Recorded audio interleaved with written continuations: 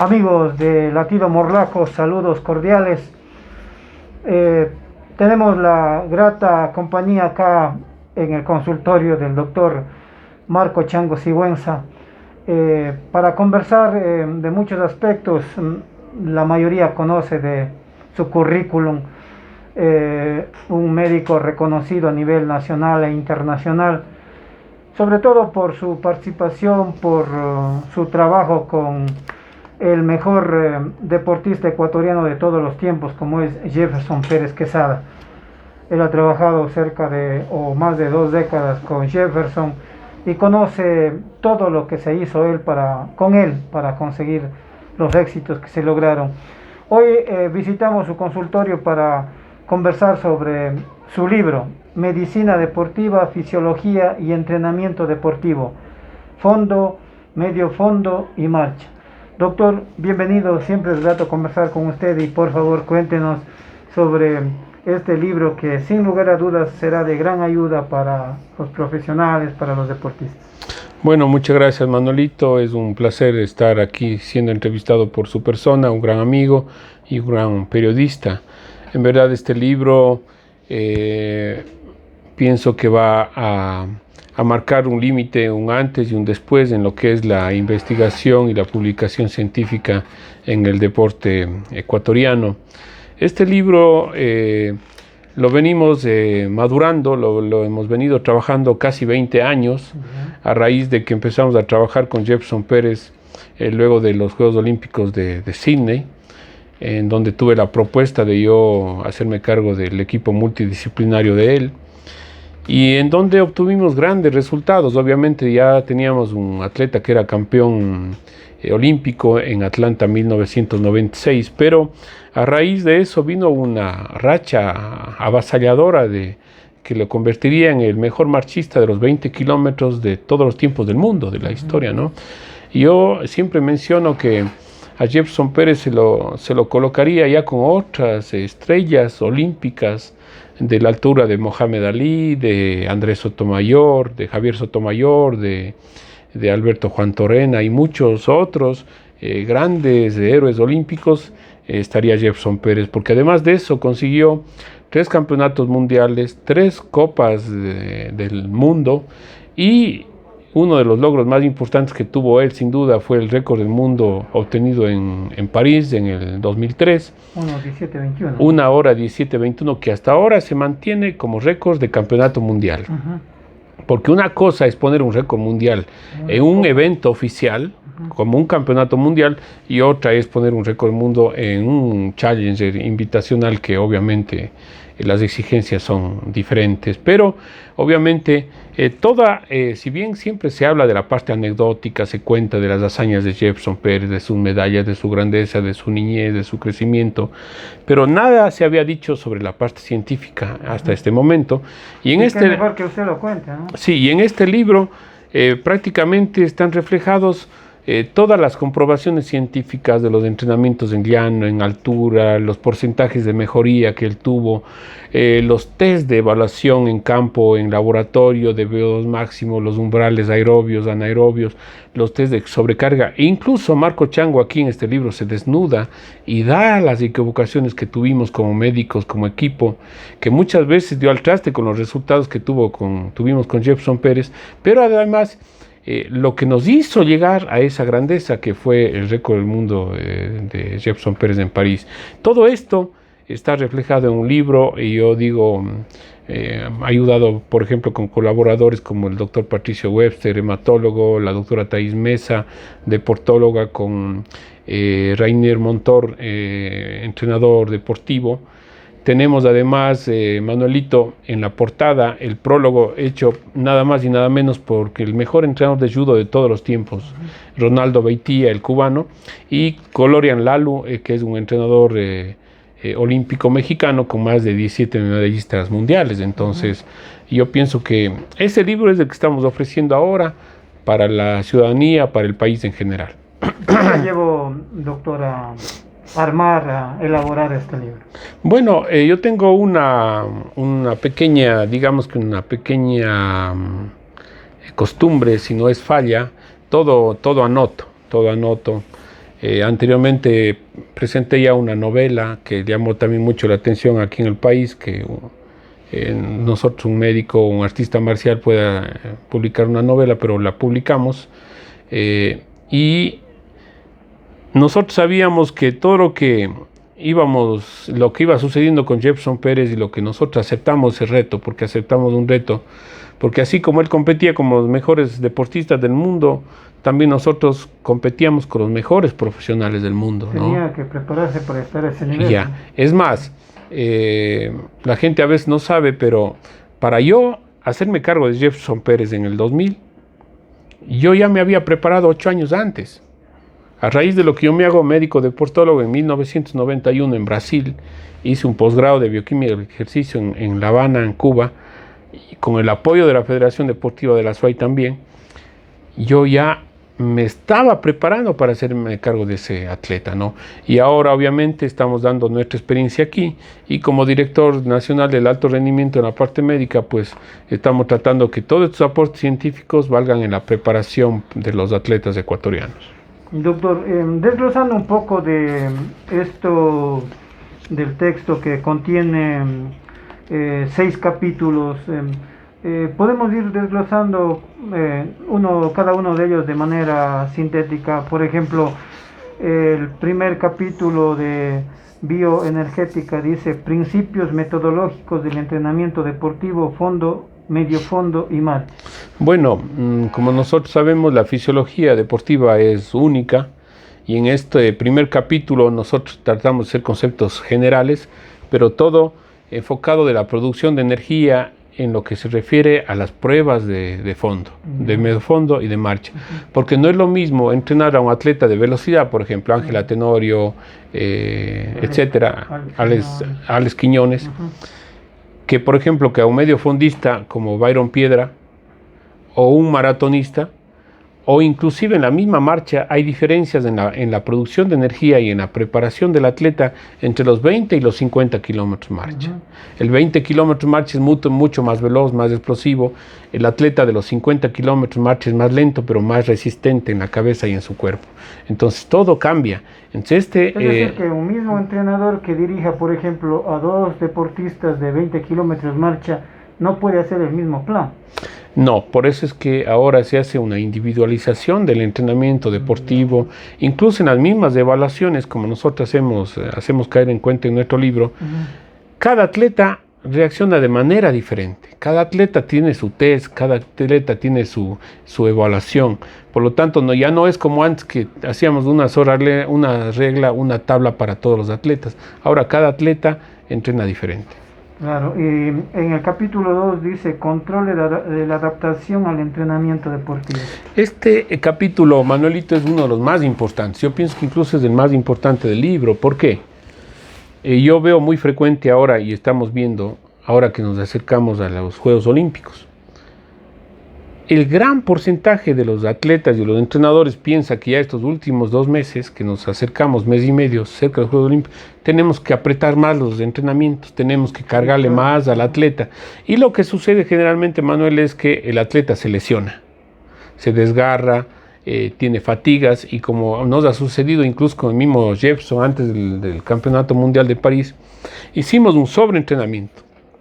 Hicimos una fatiga crónica que nos dimos a cuenta a tiempo por los exámenes que le hicimos, y pudimos resolver a tiempo y pudo ganar el campeonato mundial y así el récord del mundo. Caso contrario, no sucedía de esa manera. Claro, en el capítulo 3, entrenamiento en zonas funcionales, fundamentación científica, dice. Sí, esto es importante, Manuelito, porque justamente tú tocaste un tema importante de la individualización del entrenamiento. Entonces, así hay zonas funcionales, digamos, que son como las velocidades del carro. La primera es para arrancar, la segunda para coger velocidad, la tercera, la cuarta y quinta desarrolla una velocidad. Entonces, las zonas funcionales son las zonas en donde el atleta entrena cada cualidad, y la zona de competencia que ellos entrenan y se les da no es la misma que un maratonista, que un marchista o un corredor o un marchador de 50 kilómetros. Por ejemplo, el marchista de 50 kilómetros, como en el libro está reflejado, utiliza un combustible diferente. es un metabolismo aerobio, pero a partir de las grasas. En cambio, el marchista y el maratonista es un trabajo aerobio más intenso, pero a partir de los hidratos de carbono, que es mucho más rápido. Entonces ahí ya la misma preparación es diferente, porque el cincuentero, se dice así, entrenará tramos largos para aguantar distancias largas a velocidades menores, y el de 20 kilómetros y maratón hará distancias pequeñas para hacer a buenos ritmos utilizando hidratos de carbono.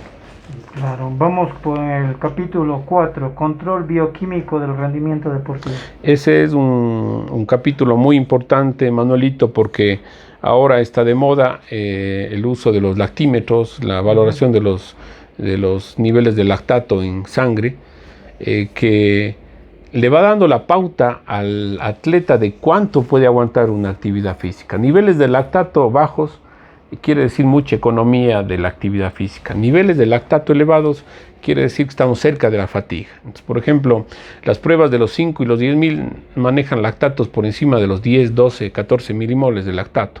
En cambio, pruebas como la de la marcha, los 50 kilómetros manejan lactatos bajos entre los 3 y los 6 milimoles, y los de los 20 kilómetros y la maratón pueden estar un poco por arriba de eso. Entonces, todo eso también es una valoración individual. No la receta que hicimos con Jefferson Pérez es la misma para Daniel Pintado, para Paola Pérez o Claudio Villanueva. Cada quien tiene su reacción diferente. Pero en este libro aprendemos a cómo evaluar a los atletas. Aparte de eso, me acuerdo que con Jefferson Pérez, Manuel, yo estaba a las 6 de la mañana en punto, cogiéndole 6:15, 6:20, cuando él se levantaba, le hacíamos pruebas hemáticas, le medíamos urea, le llevábamos la muestra de sangre, le medíamos urea, enzimas, CKs, LDHs, hematócritos, hemoglobinas, casi todos los días.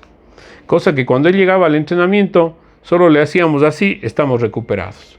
Caso contrario, si el cuerpo estaba cansado y no estaba para recibir una carga, le posponíamos la carga para la tarde o para el día siguiente, ¿no? Entonces era muy, muy importante, y todas estas prácticas están reflejadas en este libro. Es un trabajo que se hizo hace 20 años con Jefferson Pérez, que era uno de los pocos que se hacían todos estos controles, ¿no? Bueno, yo diría que era el único. A nivel de América había ya laboratorios en Cuba, en Estados Unidos, y es más, Jefferson para evaluarse tenía que irse por ejemplo, a Chula Vista o a Colorado, o a Europa, al CAR de Barcelona, o a San Cugat, pero nosotros teníamos que hacerlos aquí.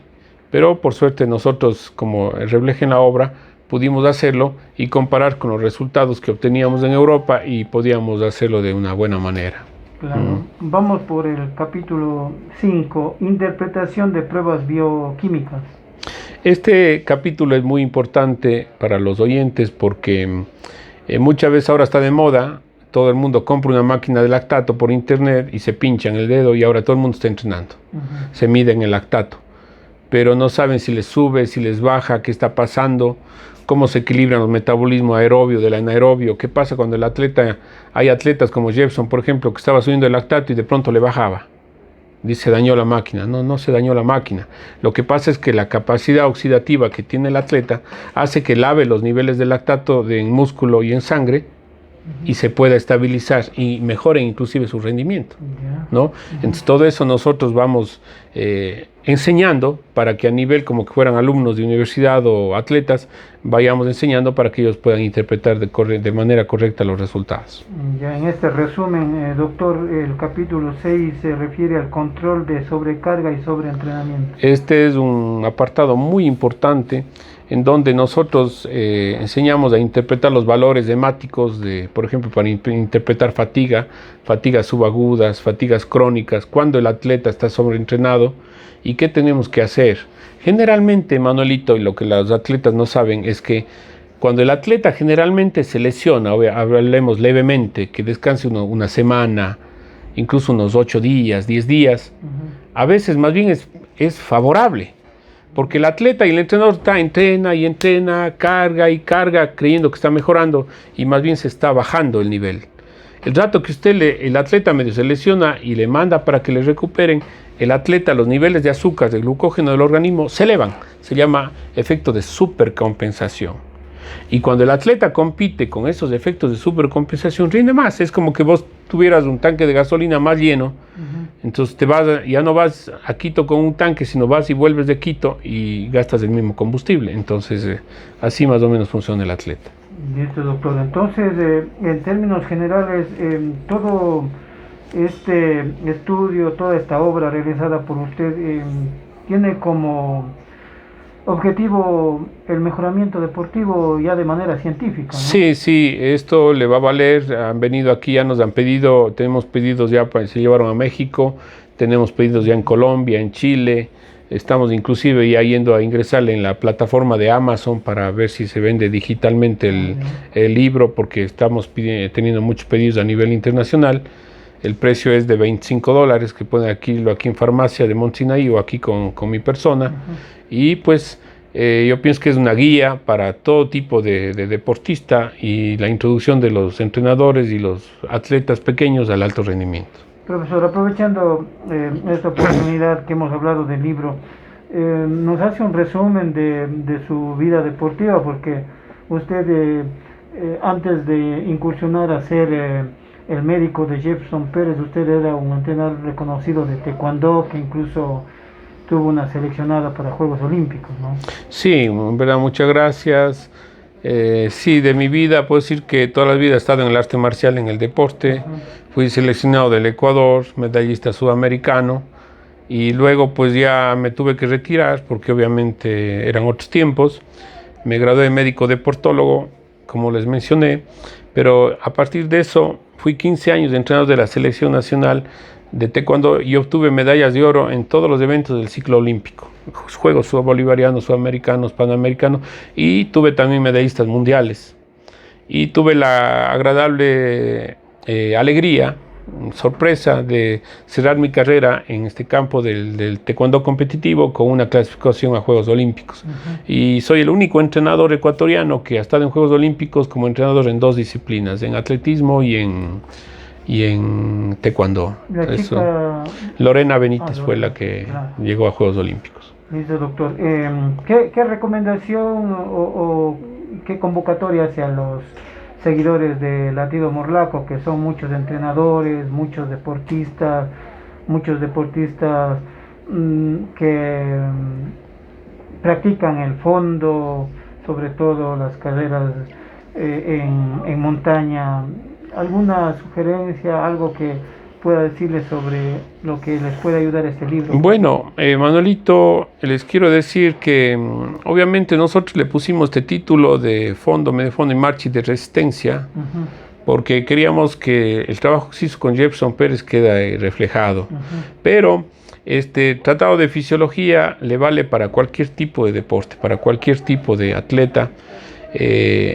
Consíganlo, adquiéranlo, porque esto les va a enseñar, porque muchas veces hablamos de los equipos multidisciplinarios, lo que podemos hacer, y estamos repitiendo lo que nosotros habíamos ya hecho hace 30, 25 años y que ya lo dejamos por desechado, y la gente está cogiendo eso como que fuera novedad ahora, ¿no? Entonces, qué mejor que ahorrarse un tiempo para ver cómo hemos fallado, cómo hemos acertado, y que a partir de aquí pueda mejorar, obviamente, por el bien del deporte azuayo, por el bien del deporte ecuatoriano y de todos los deportes en general. A propósito, doctor, algún seguidor va a decir, bueno, no le preguntó el error que usted decía que se cometió con Jefferson Pérez. ¿Cuál fue ese error? Bueno, fueron varios, pero uno de ellos es que para el 2002, previo a la Copa del Mundo de Turín, ya Jefferson Pérez estaba preparado para romper el récord del mundo.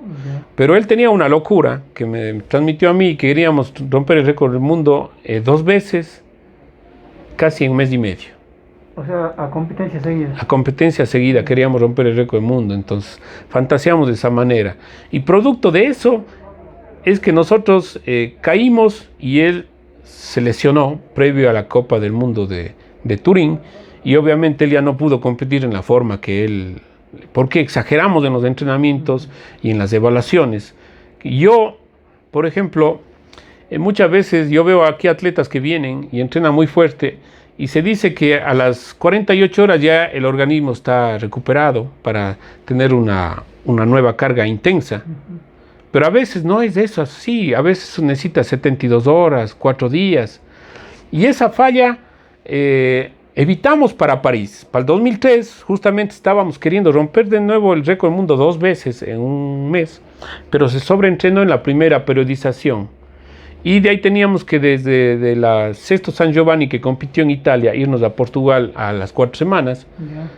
Y ahí sí yo ya me paré, le dije, Jefferson, tenemos que regresarnos a América porque estás sobreentrenado, estás fatigado y no podemos ir a competir. Y a Jefferson le pagaban buen dinero por competir. Nos regresamos a Cuenca y no sé si tú te acuerdas, nos ha seguido Manuelito, y nos fuimos 2 meses a vivir en Loja. Y estos 2 meses a entrenar a una altura más baja hizo que él se recupere de mejor manera. Y ya no competimos más. Lo que no pasa ahora, que el atleta quiere competir cada mes y medio. Recién tuvimos una Copa Panamericana, ya van a La Coruña y luego van a Juegos Olímpicos. Tú no sabes que en Juegos Olímpicos lleguen cansados los atletas.